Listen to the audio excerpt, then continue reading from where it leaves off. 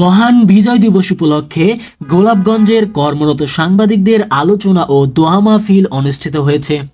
16 December মহান বিজয় দিবস উপলক্ষে গোলাপগঞ্জের কর্মরত সাংবাদিকদের আয়োজনে আলোচনা সভা ও দোয়া মাহফিল অনুষ্ঠিত হয়েছে। সোমবার 16 ডিসেম্বর রাতে প্রেস ক্লাবের মিলনায়তনে এই সভা অনুষ্ঠিত হয়।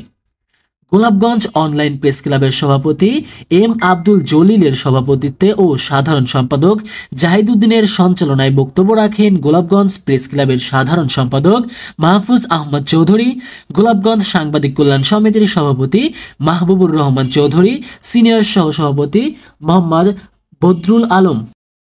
এনটিভি ইউরোপ গোলাপগঞ্জ প্রতিনিধি মোহাম্মদ ফাহিম আহমেদের তেলাওয়াতে উপস্থিত ছিলেন দৈনিক যুগান্তর গোলাপগঞ্জ প্রতিনিধি হারিস আলী, সকালের দিগন্ত গোলাপগঞ্জ প্রতিনিধি শামসুল হুদা, দৈনিক বিজয়ের সময় প্রোটোকলের সম্পাদক ফাহাদ হোসেন, অন টিভি গোলাপগঞ্জ প্রতিনিধি Oliur Rahman, GB television staff reporter Tamim Ahmed, সাপ্তাহিক হলি সিলেট গোলাপগঞ্জ প্রতিনিধি ইমন আহমেদ প্রমুখ। এ সময় বক্তব্যে তারা বলেন, সাম্য, মানবিক মর্যাদা ও সামাজিক ন্যায় বিচার প্রতিষ্ঠার লক্ষ্যে 1971 সালে সংগঠিত মহান মুক্তিযুদ্ধ বিজয় অর্জিত করা হয়।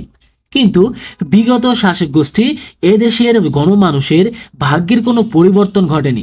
2024-এর বিপ্লবের মাধ্যমে একটি সুন্দর বাংলাদেশ বিনির্মাণের লক্ষ্যে আমরা সবাই কাজ করছি। যারা এই বিপ্লবের ছাত্র জনতার বিরুদ্ধে অবস্থান নিয়েছিল তাদের বিচারের আওতায় আনার জন্য জোর দাবি জানান এবং সকল শহীদের রুহির মাগফিরাত কামনা করে এ আহতদের সুস্থ কামনা করে দোয়া করা হয়। Masum Billah, GB television.